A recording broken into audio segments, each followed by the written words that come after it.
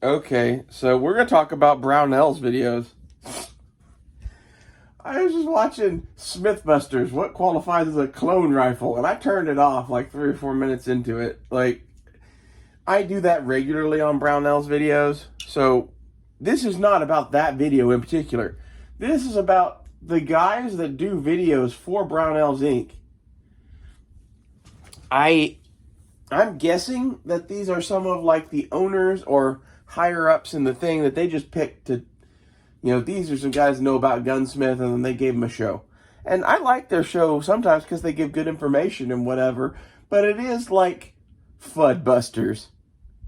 That's what it is. They're the funniest fucking people I've ever fucking seen ever. Like, I say that.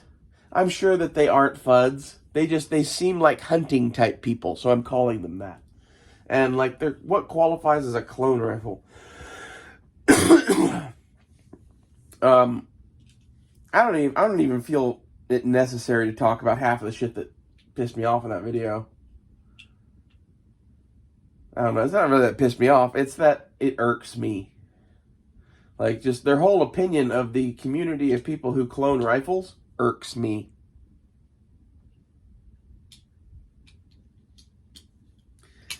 And I guess they do it somewhat themselves, but they were talking about, like, a bunch of the fucking community like they were pieces of shit. At least that's what I got out of it. Maybe I fucking, listen wrong or some shit. I don't really care for their videos, though, because they kind of have the personality of, like, dry wallpaper. They aren't very funny. They aren't very interesting to listen to. And that's not what I'm looking for. It's some of this, like, really dry information, like I was talking about the other day, where, like, if you want to see an old man slowly sip coffee and tell you about why clone rifles suck, Brownells may be just for you. For me, I've cloned a bunch of fucking rifles because I wanted to have one to play with, and usually I ended up doing such a good job that someone else offered me a bunch of money for that gun.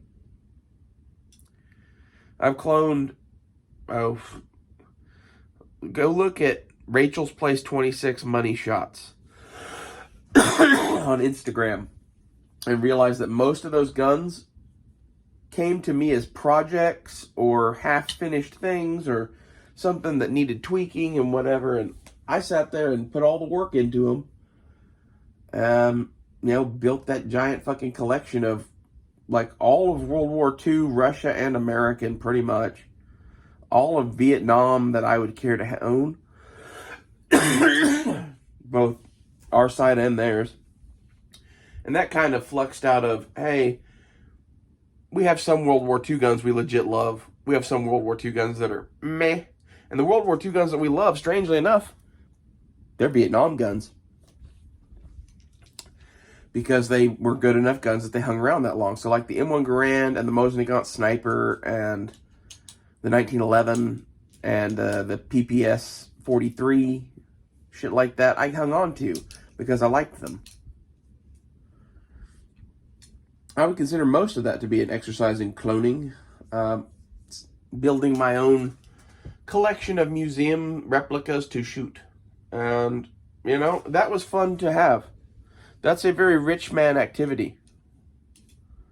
Just to put that out there. Like, I kind of had my fun with that. That's, I'm not saying I wouldn't do that if we had money again. I just don't think we're going to ever have money again, and which is why I am finally turning to looking at black powder stuff a lot. This is the first of many, basically. And half of my reasoning on this is that for the type of stuff that I need to be able to do, I can do it with black powder. And since I can do it with black powder, I like the challenge of it. And I got this as a self-defense gun. I'm going to get a few more things as hunting and whatever guns because, like, honestly, I foresee ammunition resupply becoming an issue. And I think black powder may have longer legs. Also, that was the one era of firearms I never bought anything out of. I always looked at them and lusted after them, but I stopped buying stuff that, didn't... the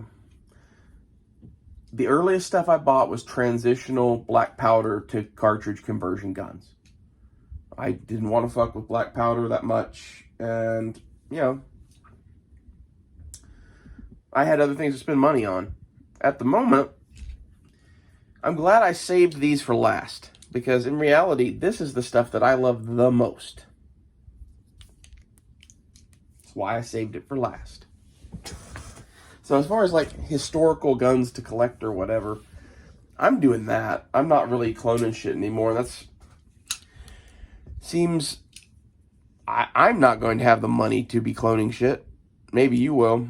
I barely have the money to scrape together to build a couple of war rigs. And when I'm done with that, we'll go back to collecting black powder guns probably. I have a single shot that I really want. That's like a it's like a Howdah pistol, basically. It's a Lancer's pistol from the British Army from 1853.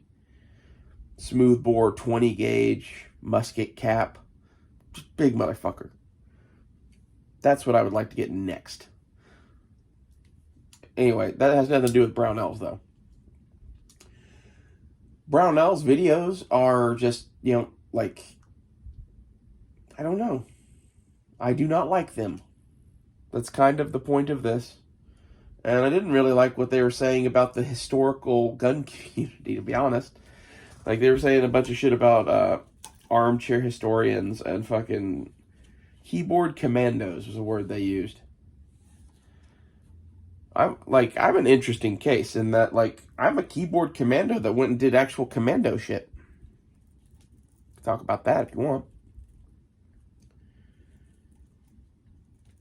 As it turns out, if you can get someplace where they're doing shit, you might be able to get a paycheck. Especially if you show up armed, equipped, and trained and whatever. It helps to know people going in as well.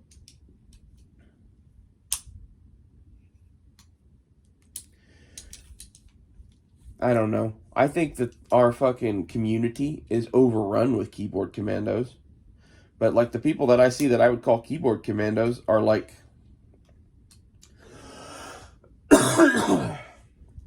oh, most of the people you wouldn't call keyboard commandos. There's a bunch of us that, like, just have fucking not very much money and do our own thing and whatever and do it on the internet now because that's where it is. I'm sorry, like, if you don't get that or whatever. Then there's all these, like, tactical Timmies that run around getting fucking free gear for telling you that you should go buy some shit that you don't need. Those are the keyboard commandos. They are literally, like, paid to be shills for, you know, whatever it is this week.